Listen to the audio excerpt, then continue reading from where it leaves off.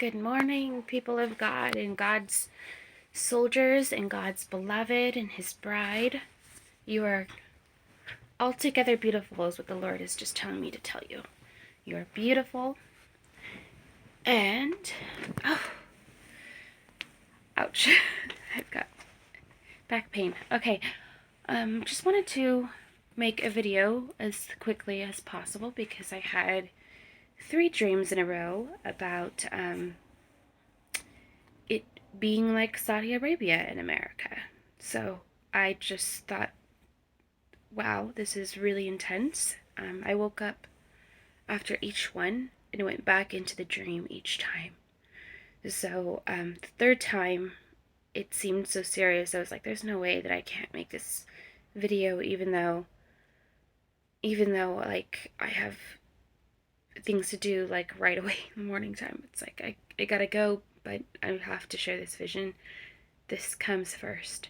So let me just pray. Jesus, I just pray, God, that you open their hearts to understanding, that you give them peace as they listen, and you give them discernment and wisdom and knowledge and understanding and patience as I share this dream, God. And I pray for your angels to be loosed into this battleground to give discernment to your children. In the mighty name of Jesus Christ, I pray. Amen. All right, hold on. I gotta grab my dog. She is interrupting. So hold on one second. Okay, so the dream starts out and we are in a plane. We're on a plane, and while we're on that plane, I'm literally watching a map on the screen, and I'm scared, and I'm like watching us travel, and it's shaking, and I look around, and the plane is not really a plane except for my little area, but it still includes the entire house. And I was like, that's interesting. And it was turbulent, and I look at the map and I'm seeing us travel to the Middle East, and I'm seeing the names of the countries on the screen, and I'm like, that is really interesting. So I like prayed for protection, and I was just like, dear God, please protect us. Like, don't let us crash. Like, don't let us crash, and don't let us, I was just playing. I literally prayed a 5-second prayer, and then we landed. And when we landed actually in Saudi Arabia. And I knew that Saudi Arabia was expecting us. And we get into Saudi Arabia, and we're put immediately into like a dog kennel. And it's weird because inside the plane was a house, but it also became instantly a dog kennel. And I'm looking at the windows of the slits of the dog kennel, and I'm just like, oh, that's weird. Like, that's really weird. And all of a sudden, we get out of the plane. As soon as we exit the plane, it was also exiting the dog kennel. And once we got out, we were already in Saudi Arabia. And they said, you can go through an American checkpoint. And the first thing they did was they took our animals. They took our dogs. And I feel like that is them taking our comfort. They're taking our freedom and our comfort. But it was weird because we went through the American checkpoint. I was scared. I thought that I was going to get shot or something. I instantly knew there was like some sort of like war kind of thing, but I also knew that I was observing. And so we go through the checkpoint, and we're basically, I believe we're given back the dog, our pets. It's like, your little pet life, you're just giving it back. And I was like, that's interesting. So then we are walking, my family and I, and though I cannot see them all, I know that they're there, except for like a couple of people that I believe I've been praying for, and have been on my mind a lot. So we're walking, and we walk to the library. And as we're walking to the library, I'm watching the street, and the street, um, I was like, this is very weird. There's no people with head coverings on. There was no Muslim attire.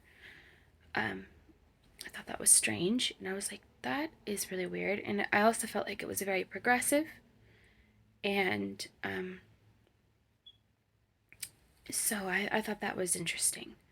People were parading around um, as, Saudi Arabian people, and I just thought that was really weird because it's their culture. Their culture is so regressed, but it was actually progressive in this dream. And so we get uh, to the library. I'm sorry, there was a lot of little fragments, but I don't think it's really relevant until it pops up in my head later. That I'll mention it. We get to the library, and it had kind of a dome shape on top, and which I think is interesting, but I don't think should be taken literal. And there's all these encyclopedias. We get in, and there's just all these encyclopedias. I'm looking up because I'm trying to remember, so it's in my brain, and I'm like trying to remember right now.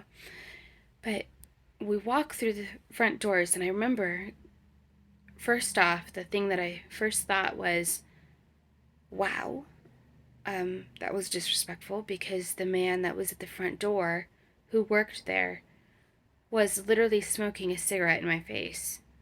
And in America, or actually in California, because I live in California, we're a very non smoking type of people. And especially around women and children, just like gentlemen would usually kind of go farther away from the library to do that. And he didn't offer to open the door or anything, and I was just like, that's strange. And so I opened the door, and the door was very rickety. It was very old. It was so run down. It was like as if it was from the 80s. And I was like, that is really weird.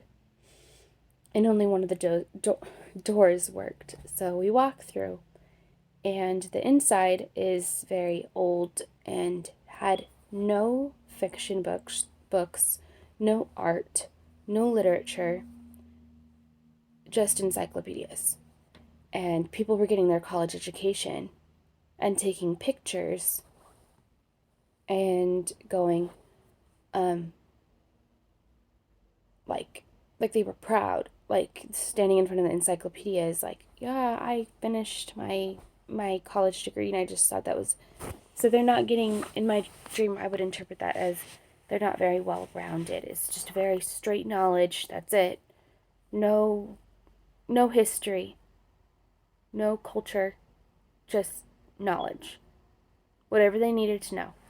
And there was actually a black man who was taking the picture, and he was, so there's a Muslim family standing in front of the encyclopedias, very proud, traditional garb and everything, and they're very proud. And the son had graduated college, and the black man was taking the picture, and he worked there, but he was not wearing traditional gear. He was wearing just like a black shirt and pants, and I think he had his hair in a black ponytail. It seemed like a low ponytail, like slicked back. And I was just like, oh, that's interesting. Like, he's one of them, but they don't look alike. I was like, that's interesting. So, and we go on, and I'm just like walking around, kind of like observing and everything. And it's very, very bare bones, I guess you could say. But as I'm walking, it becomes more, I guess you could say, like retrofitted to be more modern, more open, and had a little area for children in the bottom. And I was like, oh, that's interesting. So my family was there. We are like we feel like we're touring and just observing. And at the same time, I'm also trying to blend in, but it's not working. Um, so yeah. So I'm going to give the interpretation in just a moment. But part of the dream was we were watching a ceremony within the library, in the well of the library. And I thought it was interesting that the ceremony was about being Saudi Arabian and being Muslim and everything. And it was a show, kind of. And I was just watching and I was like, that's interesting. There was what looked like, a German tall girl who was playing the oboe, or like a clarinet, but it was a very long clarinet, uh, um, one of the longest clarinets. And I was like, oh, that's different. Okay. And we were told, face the sun and join. You must join. So I was like, okay. So we did that, and then we sat down again, and and there was like another like ceremony or talk or something, and then when it was done, I got up to go look for my daughter, and everything was very smooth. The floor was very smooth, like a such a fine, smooth carpet, and it was a slippery slope downwards, and we were all going down. Even though I went to start looking for my daughter, we all went down, and kind of in a U-turn. And as that was happening, I was looking down, and I see some beautiful jewels, amethyst uh, jewels on the ground, and it's in a little wooden tray, and it's perfectly set aside and is untouched by anyone or anything. It was known about, but it wasn't touched. It was very strange. Amethyst is a purple color, but regardless of us going down the slope, the slippery slope, which obviously is a metaphor, it was a slippery slope down. Regardless of such, the amethyst was untouched. So I was like, that's really interesting. So as we go downwards, yeah, I don't really remember, but there was like obviously different things going on, and then I woke up and I was like, oh, I should tell my sister about this. Like, she's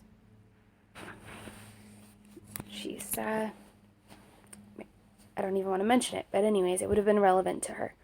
So so the next dream that I have, I know that I'm in the same library, but I know that I'm also in there for the second time, and it's the second, I guess you could say, like, war or whatever. And I'm standing behind a wall on the bottom floor, and I'm trying so hard not to be seen, and I know if I was going to be seen that I'd be shot at just for being a woman. And I was like, there's no way. I'm just going to stay here. I'm going to be still. I'm not going to do anything. So I go over to the bathroom to hide in the bathroom. And I knew that this would be the second time that I would be in hiding. And the first time I was there with other people. And second time I was there by myself. And I just waited and prayed. And I'm hearing bombs going off, and as I pray, I knew that a very significant area had been bombed and blown up nearby. And at first I felt bad, but then I was like, okay, I think this is significant. I think that this is important. So, as they're like running around and everything, and I have kind of a vision within a vision of like 3 different countries that were supporting them even more with money, and the soldiers getting dressed. I'm watching the soldiers getting dressed, and they're like walking into this big warehouse, and they're like, did Reebok support you?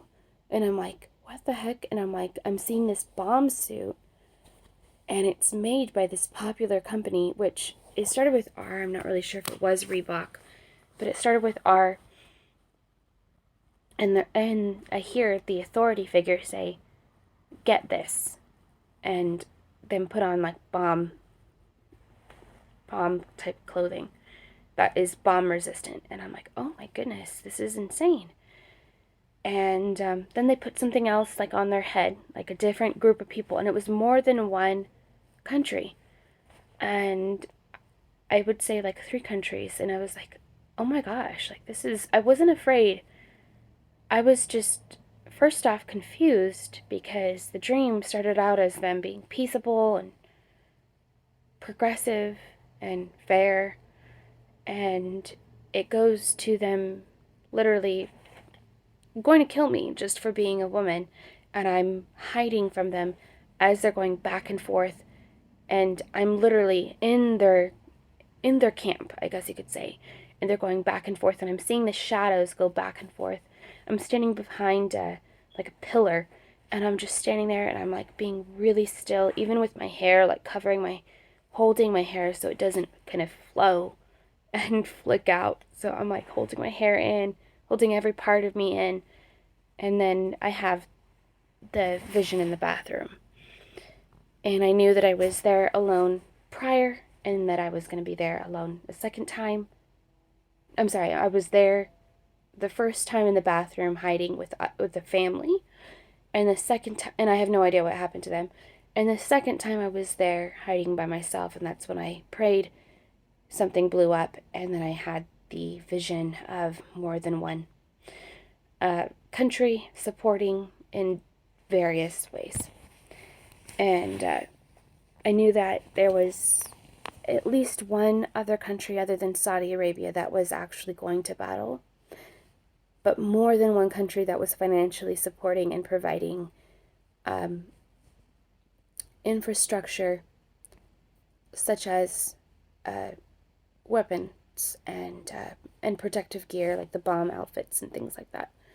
And the bomb outfits are such that you can walk through like a minefield and be unaffected to a certain degree, and that was actually invented. So I go to the top of the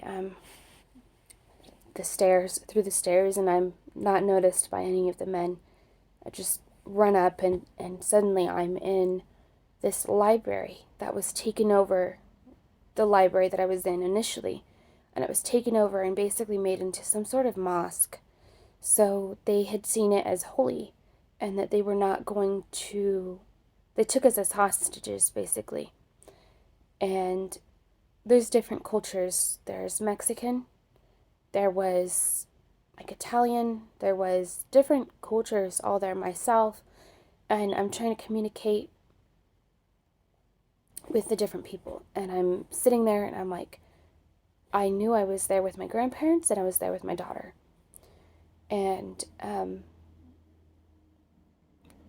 just random people. And so they were there, and we were all just sitting kind of like pews, like it was literally made into a church. And you see these soldiers, and they're behind where the library was, and they're putting like weapons together, they're organizing, they're yelling. They would not shoot us, I think, so as to not provoke a bigger fight or something. Or I don't know, it was just strategy, like they would not shoot us or anything. It was all just intimidation.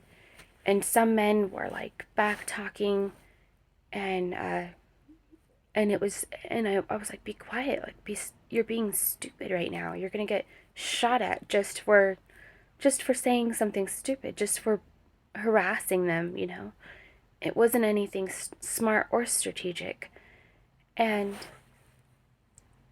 so as he said that, I prayed for him, and as he rose up to go into this argument, he looked like he didn't even have a head, and then he like all of a sudden grew a head, and he goes, oh, like, and he made up some story as he got up, and I think distracted the people, or distracted, like it became more strategic.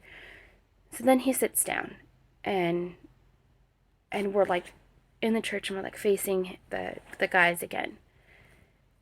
And one of the workers was a hostage as well. And I walk up to him, I run up to him, I go, "I'm with you." I'm gonna cry. Sorry. Because of the sacrifice these people have to make as soldiers. I go, "I'm with you." It's so sad.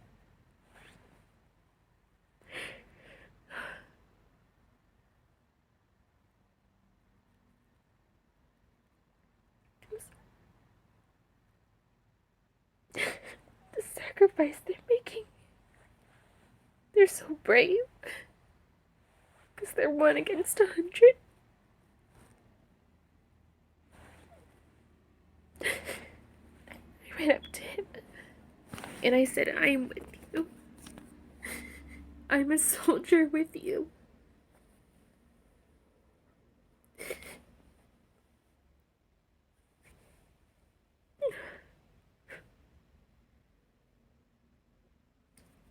All of the images of the soldiers are flashing in my head.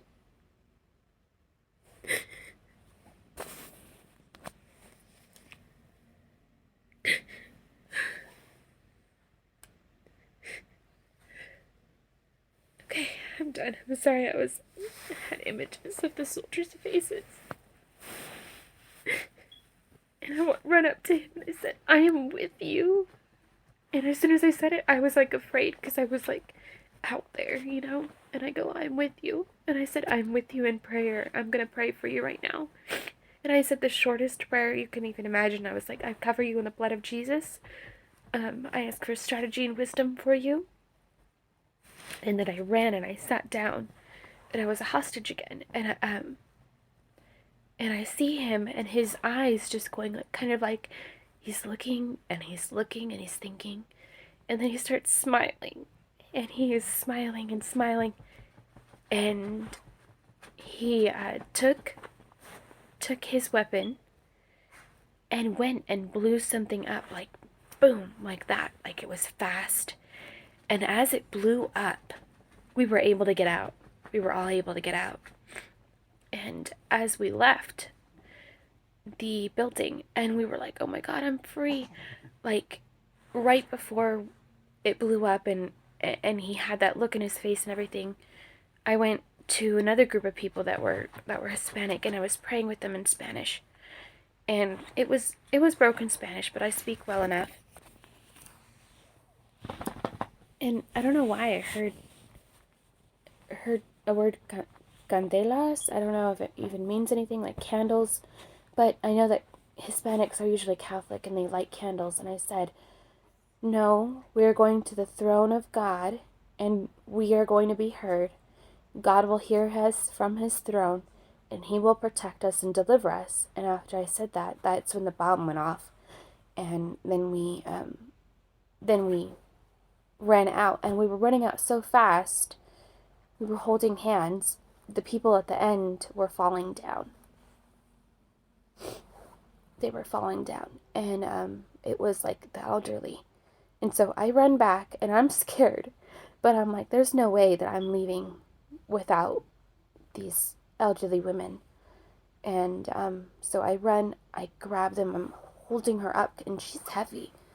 And I'm like holding her up, and I'm like, "Oh my God, no wonder she needs a cane." You know, like, can you imagine carrying this weight like on your bones? And I was like each step I took, it was like 2 little steps, but we were going as fast as we could with our 2 little steps each, like shuffling forward. And once we get out, I knew we were safe, and I could see pictures of war veterans, and not pictures of war veterans, but there's war veterans, and they had pictures of tons and tons of what looked like stamps, but I would assume they would be like badges of honor. And they're sitting there in their wheelchair, and they're not afraid, and they're standing their ground, and they're like, "We're here." And they were war veterans, and they're like, "We're here." And as soon as I saw them, I felt safe. And I was like, I cover you in the blood of Jesus. Thank you for staying here. And they were staying there so that we could get out, so that we, the hostages, could get out. They were soldiers as well. They were war veterans. They had already been there and done that, but they were there again. And even one in a wheelchair just sitting there with a sign saying, "We're here."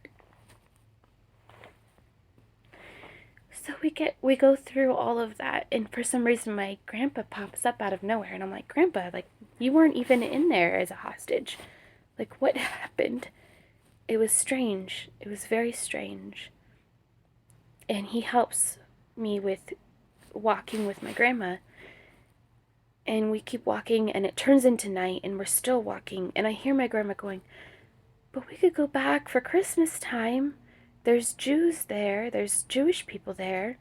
And I go, "No, Grandma, we can't go back. We cannot go back." And so we continue on, and there's a river, and we're crossing a bridge. And as we're crossing the bridge, in the opposite direction, walking towards us, and I knew that it was a mixed group of people, like people that were hostages versus people that were supporters of Saudi Arabia or soldiers of Saudi Arabia. And they were proud. They were holding a big white flag on a pole, and it said, "America is with Islam." And I was like, oh my gosh. And I was like, see, that's affirming everything that I thought. So we go through the bridge and get to the other side. And as we're about to go to the other side, we have to cross another river and get on a raft. And I knew, and when we got on the raft, I knew it was extremely dangerous. Like, I felt like we were going to get shot at or something. But we weren't. But the people helping us were all soldiers. And they were all Israeli soldiers. And that's when I started crying, because I saw their faces again. And I saw each one individually just flashing before my eyes. It was female Israeli soldiers and male Israeli soldiers. And they were like, "We have homes. We have a family. Pray for us." And they were smiling, because they would willingly give their life to protect their country and to protect the hostages. So we get through, we go to the other side. Well, I mean, I didn't even see the going to the other side. But the last thing I asked was, I asked about a certain person. And I said, "Where is this person?" And I hear my grandma specifically say it. They did not respond. They did not respond, and gave us no inclination of whether to stay for them or not. So we told them just to go home. And I go, "Oh my gosh." And I go, "What about this person?" And she goes, "They didn't clean up. They were trying to fight without any strategy or surrender to God, and they did not clean themselves up." And I was like, oh my gosh, they had pride. And I was like, oh my goodness. And backtracking a little bit, there were other details in the dream. I just got the gist of it. So basically, what I believe is the fact that it's at the end of it being America is with Islam, and the beginning of it being the plane of us going into a checkpoint in Saudi Arabia, and Saudi Arabia pretending to be progressive and all that. I think that it's both. I think it's both a war in the Middle East, and I think it's a war here. But I believe the battle is against Islam, which would be the Antichrist spirit. But it actually is going to become a physical, and is a physical battle, and that is why God showed me specifically a vision of their faces, because it's literal. It is a literal war, but it's won through spiritual tactics of humility and surrender and prayer. And that's why we talked about going to the throne room of God and praying, and then praying for the soldier stuff strategy and how that was fruitful. So now I have to, let me check.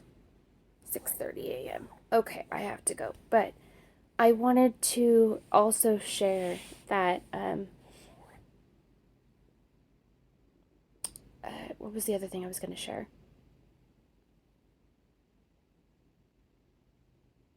That in the street that there was somewhat of a parade, and it was a river parade. It was a water parade, and you could walk on the water. And my grandma was like, "Don't do that. Don't do that. Don't go out there." And I was like, "But it's safe. Like, this is, whoa, like, what's going on?" And I was just curious. But she was like, "Don't do that. Don't go out there." And which to me, it's like, a river is like a source of life, and I could see women wearing their fashion, even like belly dancers, which I thought was strange. And I was like, this is Saudi Arabia, like there's belly dancers, like what? And they were like moving their hips, and I was like, that's strange. And as soon as they passed, um, men were just making comments like, why is there always belly dancers at parades? Like, that's so weird. And like, why is that? And it was strange. And it was strange because it was, and this was at the beginning when they, like, I guess, claimed the land, and it was Islam. Then they were like having a parade, and they were parading around, and they had women uh, dancing. And but that was like a short, quick second, but it made an impression because I was like, this is Islam. Like they're having a parade with women like half dressed. Like that doesn't make any sense. And it confused me. And as we walked, actually, when we initially were walking to the library, the first time right after we got off the plane, I saw American money just littered on the streets in huge wads, and it was the wads of cash were like the size of like a car. And I was like, and I wanted to pick it up, but then I was like, no, that's dirty. Like there was something dirty about it, or it wasn't mine. It was like the Saudi Arabians. And I was like, no, don't do that. Just don't even touch it. And there was a small little like campground right by the money that was on the side of the highway. And I was like, oh gosh, this is so disgusting. Like, because of the way they lived, like I saw fecal matter by where they were eating, and it was just like, oh. And then it reminds me of that saying where it says, don't shit where you eat, like don't shit where you eat. I was like, so that's interesting. It's like there's just no common sense, they're kind of making a mess where they're at, they're making a mess. Like the Islamic people will make a mess where they're at, which is not very smart. And American money, I thought that was interesting. But I knew we were on American soil, but it was Saudi Arabia, so that's another thing. So, but it goes back and forth. So it's both. It's both the Middle East and Saudi Arabia and America. So, and let's see here. Yeah, that was the main thing that I wanted to say, is that I saw American money on the side of the road. And little campgrounds here and there of people who were supporters of Islam. And I'm hearing jihadists over and over again, that they consider themselves supporters and that they are actually jihadists. And I don't mean to be rude, but their mentality, because they eat and poop where they sleep and they had American money, and they were on the side of a highway, their minds are so carnal. Their minds are so like depraved, almost like a monkey, like just eat, sleep, poop, and then they were going to kill. And they considered themselves warriors. But they were alone. They were lone warriors. Lone wolves. American money. They weren't using it, but it was right there, wadded up on the side of the road. Just very obvious. So I'm like, it is kind of an inside job when a country is whittled down its borders and its laws to the point where a person can infiltrate, or a society, or but I do believe that it will eventually manifest as an actual war. And the thing is that they took prisoners, but they weren't killing us yet. So I think because they didn't want to revolt right away, they wanted to kind of pull the wool over our eyes. I'm really surprised that I'm actually awake right now. And so you can pray, continue to pray for the soldiers on U.S. soil, the soldiers in Saudi Arabia, and the Arabic soldiers that are in Saudi Arabia, and the Israelite soldiers and infantry. So it's very, very important that we cover them and pray to God to give them strategy. The right people. God will. He will answer our prayers. He will deliver us. And I cried because of the sacrifices that people will make as a result. And I didn't cry over certain people. I was more so just stunned. I was stunned. I was sad. And I feel like God is saying you have to be ready to give up what comforts you and realize we're not getting away from this unscathed. People will die. Not many, but people will die. So, it's another thing to pray about. So every day, for some reason, I do want to share the previous visions that I've been given. So please pray that I'll have peace and have full remembrance of these dreams and visions that I've had that are, I believe, pivotal to us being collectively prepared in the spirit and understanding that when these things do happen, we'll remember them, and we will remember them, and we will take them to heart, and we'll be like, hey, I remember that God told me this, to pray for this, or to pray for that, or God told me specifically, for example, God told me specifically that there was going to be radiation in the last couple videos, that there was going to be major radiation in the sky coming from the sun, and that people would need sunscreen and some sort of thick rubber material. So I looked it up, and the thick rubber material is likened to a lead vest that you would wear at a dentist's office. So I thought that was interesting. And the symptoms from the radioactive sun was such that you would burn, but then you would get nausea. So you would actually get sun sickness, but then eventually would get cancer and die. And it wouldn't take that long. It would take like months. I looked up what would possibly cause that sort of radiation in the sky.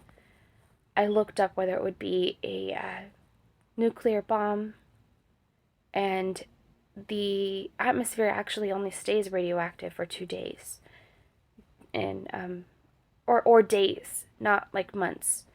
Don't quote me on the 2 days things. Maybe it was 2 weeks, but it was days. Whereas in my dream, it was going on and on and on. And so I was like, okay, so it's not a bomb. So I looked up whether it would be like a volcanic ash situation, like Yosemite, I believe.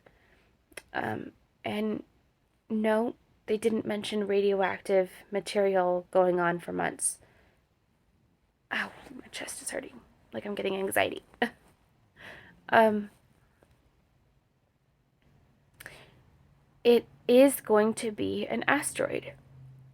And the reason why that it's going to be an asteroid is because the asteroid is going to break up the complete magnetic mantle that is protecting the Earth.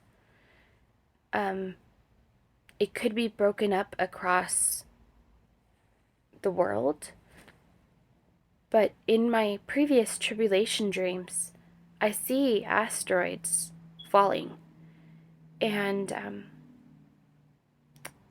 I do believe that there's something that the government is hiding. And I had a dream about an asteroid, not just the fire falling from the sky, not just seeing the asteroid, but actually seeing what the asteroid looks like and seeing extraterrestrials, which when I had the vision, probably was it 4 years ago, 4 or 5 years ago, I was like, no Christian's gonna believe me that there's extraterrestrials. No one's gonna believe me. And I'll just add this in real quick that they looked like people, but God showed me that they were not. They were not human. They were not made in the image of God because they were reptilian, but they looked human. They looked completely human. But they did not have a desire for regular meat. They had a desire for human flesh in my dream. So, first I thought it was allegorical or metaphorical, but since UFOs have, I actually witnessed a UFO. I don't remember when it was. It was like it was after the vision of the asteroid and the extraterrestrials. But I saw a UFO actually when I was on my way to a hospital, and it was at nighttime, and I saw it in the sky, and it looked like 5 or 6 lights that were making movements that were physically not possible for a helicopter or anything, because it was 3 and then it was 6 and then it was 1, and it was moving all over, and it looked like stars in the sky, but they were moving very fast. And I was praying while I was watching it. I thought the world was ending because I'd never seen anything like that before. So there's some sealed documents, I believe, that have came out, but also I don't think that the extraterrestrials want people to know that they are extraterrestrials. And I knew that there was few on the earth already, but that there was many, many, many more on what seemed to be a planet, which I will call Planet X. So I don't know when I'm going to get that video out, because that's also going to be probably a 45-minute video, because every time I have these visions, it's literally like a movie in my head. So I'm like, I want to get every detail out because I feel like every detail actually matters. So I have to get up and I have to go to school now. So y'all have a blessed day. Thank you for listening. Thank you for preparing with me. And not that it is necessary to anyone watching, but I want to clarify, because I was what I would call a Republican for such a long time. I was raised a Republican. I'm not a Democrat. I'm not a Republican. I am an American. I'm a Christian, and our country was founded on Christian beliefs. And I believe that we are more strong together than we are divided. And we shouldn't let small things divide us, because at the end of the day, it's our country and it's our nation, and we can't get divided over social inequity. We should unite together as Christians and as Americans. Okay. Ooh, my back is hurting. I literally just felt a sharp pain in my back, but I'm not going to be able to edit this, so bye, guys. God bless you all. Thank you for listening, and I pray that y'all have a blessed day today. I'll talk to you soon. Thank you. Bye.